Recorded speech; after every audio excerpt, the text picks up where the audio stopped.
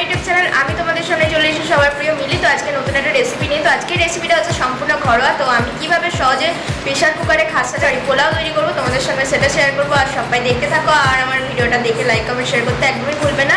আর আমার চ্যানেলটাকে যারা যারা এখনো সাবস্ক্রাইব করেনি তারা অবশ্যই সাবস্ক্রাইব করে দিও, আর পাশে থাকা বেল আইকনটা অবশ্যই ক্লিক করে দিও।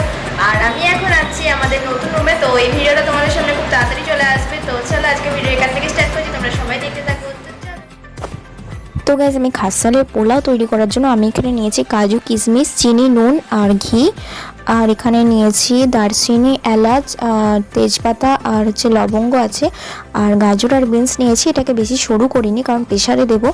আর নিয়েছি এখানে আমি খাস চাল। তো দেখতেই পাচ্ছ খাস চালটা আমি ধুয়ে নিয়েছি ভালো করে। তো এত উপকরণগুলো আমার লাগবে। আর এখানে আমি খাস চালটা নিয়েছি, খাস চালটা ভালো করে পরিষ্কার করে ধুয়ে নিয়েছি, আমি অনেকক্ষণ ধুয়েছি দিয়ে রেখে দিয়েছি। তো তাই তোমাদের সাথে শেয়ার করলাম। আর আমি এখানে সব উপকরণটা তোমাদের সাথে শেয়ার করে দিচ্ছি, দেখে নাও ভালো করে। তো এরপরে আমি খাস চালটাকে ঘি দিয়ে মাখিয়ে রাখবো। তো যেটা প্রথমেই করতে হবে, তো আমি এখানে ঘি দিচ্ছি আর তোমরা তোমাদের পরিমাণ মতো ঘি দেবে। আর এখানে আমি ঘিয়ের পরিমাণটা অল্প দিয়েই আজকে তৈরি করব, কারণ ঘিটা বেশি আর কি খাই না অনেকেই। তো আজকে আমি অল্প ঘি দিয়েই তৈরি করে দেখাবো। তো এখানে ঘিটা দিয়ে আমি মাখিয়ে রাখছি চালটাকে। তো চলো আমি মাখিয়ে নিয়ে তোমরা দেখতে থাকো ততক্ষণ।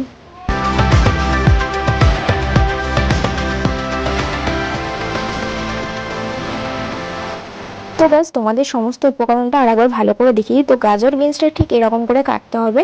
আর 3টে তেজপাতা নিয়েছি, 4টে এলাচ নিয়েছি, 2টো দারচিনি নিয়েছি, আর লবঙ্গ নিয়েছি 5-6টা। তো আর এখানে আমি কাজু কিশমিশটা আগে থেকে ভিজিয়ে রেখেছি, কারণ ভিজিয়ে রাখতে হবে। আর এখানে নিয়েছি নুন, চিনি, ঘি তো নিয়েছি, তোমাদের বলেই দিয়েছি। তো এগুলো লাগবে মোটামুটি সব কিছুই। তারপরে আমি এখানে কড়াই বসিয়ে দিয়েছি, দেখতেই পাচ্ছ একদম লো ফ্লেমে দেওয়া আছে। তো আজকে রান্নাটা প্রায় লো ফ্লেমেই হবে মোটামুটি। তারপরে আমি এখানে কড়াইয়ে ঘি দিয়ে দিচ্ছি, কারণ ঘি দিয়ে আমি সবজিগুলো ভাজবো। তো তোমরা সবজিগুলো সেদ্ধ করেও ভাজতে পারো, আর আমি তো এখানে সেদ্ধ না করেই ভাজছি, কারণ প্রেশারে দেবো এমনি সেদ্ধ হয়ে যাবে, তার জন্য সেদ্ধ করার নতুন করে কোনো প্রয়োজন নেই। তো চলো আমি এখানে ঘিটা ভালো করে গরম করে নিই, তারপর তোমাদের সামনে আবার আসছি।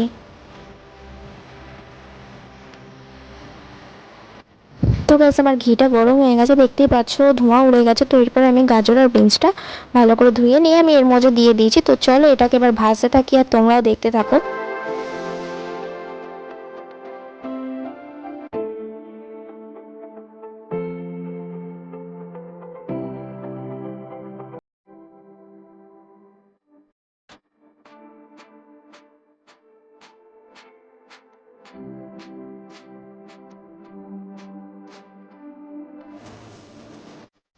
তো গাইস আমি এর মধ্যে কাজু আর কিশমিশটা দিয়ে একসাথেই ভাজবো।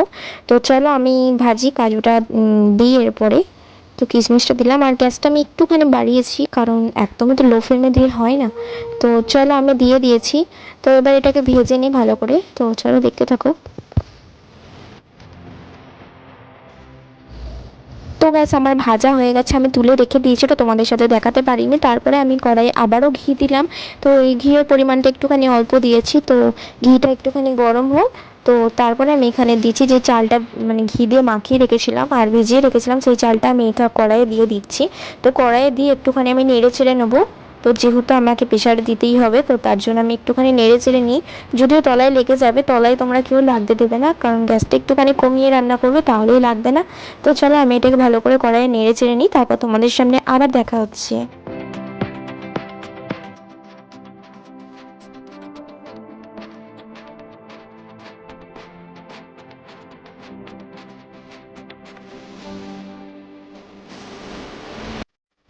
তো গাছ দেখতেই পেলে আমি এটা ভালো করে ভাজলাম। তো তারপরে আমি যে কাজু কিশমিশ দিয়ে গাজর বিনসটা ভেজে রেখেছিলাম, সেই সব কটা উপকরণে আমি এর মধ্যে দিয়ে আরেকবার ভালো করে নেড়ে নিয়েছি চালটার সাথে। তো চলো ততক্ষণ তোমরা দেখতে থাকো, আমিও আসছি একটু পরে।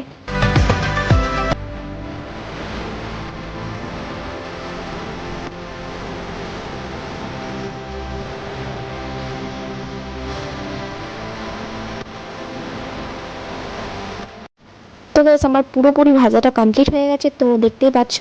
তো পুরোপুরি ভাজাটা হয়ে গেছে ঘি দিয়ে। তো এরপর আমি যেটা করব সেটা হচ্ছে গ্যাসটাকে একদম কমিয়ে দিয়েছি। তারপরে আমি এখানে একটা কড়াইয়ে প্রেসারে আমি গ্যাসটাকে একদম কমিয়ে তার মধ্যে ঘিটা গলিয়ে নিয়েছি। তাহলে একটুখানি বেশ কিছুটা ঘি দিয়ে দিয়েছি। তারপর আমি চালটা দিয়ে দিচ্ছি প্রেসার কুকারে। তো তোমরা চাইলে পুরোটাও দিতে পারো, আর না চাইলে তোমরা দুবারেও দিতে পারো চালটা। তো আমি একবারই দিচ্ছি, নেক্সট স্টেপটা পরে করব।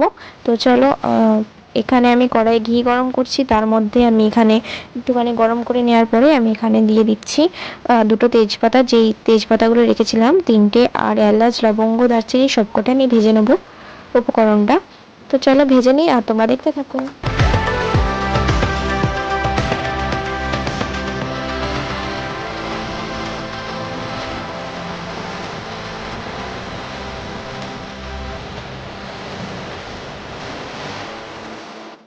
তো গাইজ আমার সমস্ত উপকরণটা ভাজা হয়ে গেছে। তো এরপরে আমি যে প্রেশারের মধ্যে সব উপকরণটা দিয়ে দিয়েছি, তার মধ্যে আমি এখানে ভাজা যে উপকরণগুলো রাখলাম সেগুলো আমি এর মধ্যে দিয়ে দিয়েছি। আর এখানে দিচ্ছি চিনি। আমি গোটা রাইসটার জন্য 1 বাটি চিনি রেখেছি, তার মধ্যে এটা 1 স্টেপ, তার জন্য আমি এখানে 1/2 বাটি চিনি দিয়ে দিচ্ছি। তোমরা তোমাদের পরিমাণ মতো দেবে। আর এখানে আমি দিচ্ছি জল পরিমাণ মতো, 1 বাটি জল দিলাম, কারণ জলের মাপটা ঠিকঠাক সব বুঝতে পারে না। তো এখানে আরেকটুখানি চাল দিয়ে দিলাম, জলটা বেশি হয়ে গেছিলো। আর এখানে দিচ্ছি নুন।